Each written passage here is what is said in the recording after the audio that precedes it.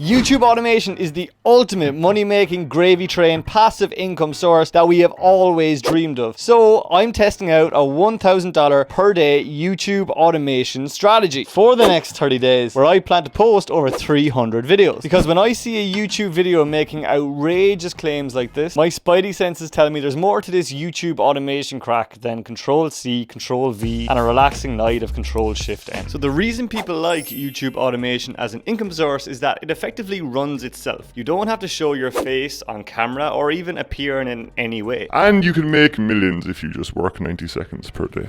Sorry, just got a dose of the oversell, under-deliver YouTube disease there. Okay, anyway, here's how it works. Firstly, if you have a bit of money, the first thing you need to do is start a YouTube channel and pick a niche you want to focus it on. You then hire somebody on Fiverr or Upwork for a very fair price to come up with some video concepts and write the scripts for them. Somebody else to record the voiceover, and then somebody else to put the video together via stock footage or animations.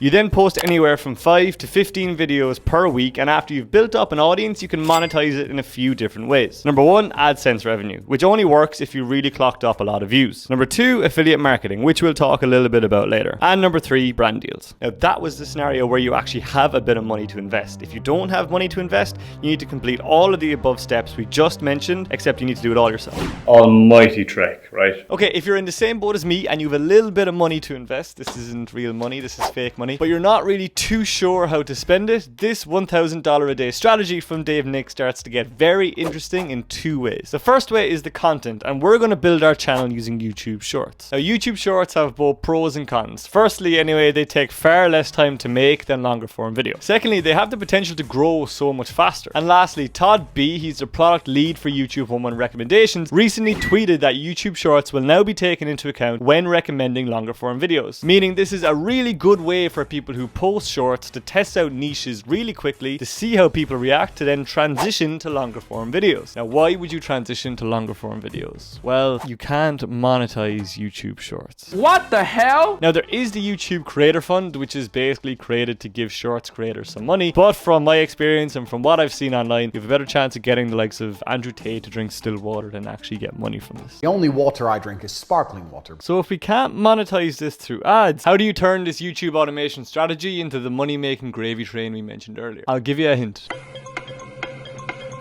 Now we'll get back to that anagram once we crack the content side of things. You see, developing content is literally a full-time job. I already have a full-time job. I have a YouTube channel, a girlfriend, a penis cactus that I need to water. So time is very limited for me, as it probably is for you. So we need to find a sustainable way to do this over a long period of time while we get this off of the ground. And according to Dave Nick, we can take videos from TikTok and repost them to our own channel once we give credit to the TikTok creator in the description. Now we did try a similar version of this in my previous video, where we downloaded some YouTube shorts and posted them to TikTok. That performed, well, awfully. So let's see how we get on here. Okay, so we're about 10 days in now. I've been posting the videos that I've downloaded from TikTok onto YouTube, and to be honest, the results have been absolutely shocking. It's probably my own fault. I've only been posting about 2 or 3 times a day. Apparently, I need to post a lot more than this. So what I do have is a little secret weapon up my sleeve.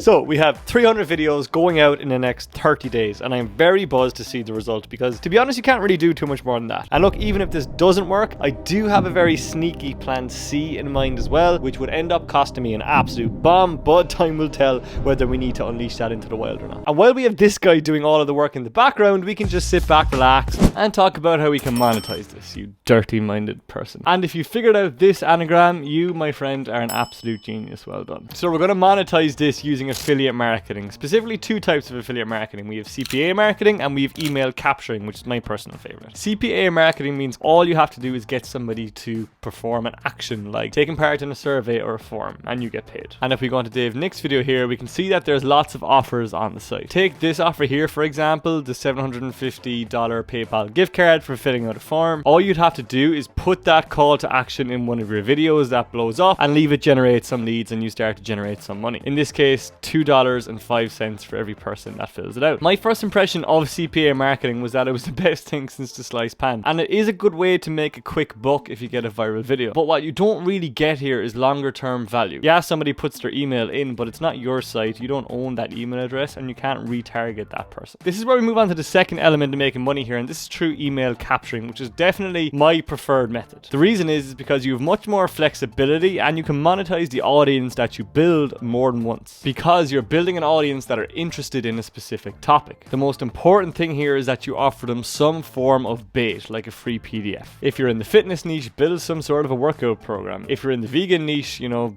I just like meat too much, sorry. I use ConvertKit to build a landing page and email funnels. I use ClickBank to find the products to promote, and then Canva to design the PDFs. And after you get their email address, bang, you can start sending them offers and start making gazillions of dollars. But before we do that, we need an audience. So I'll see you in 30 days.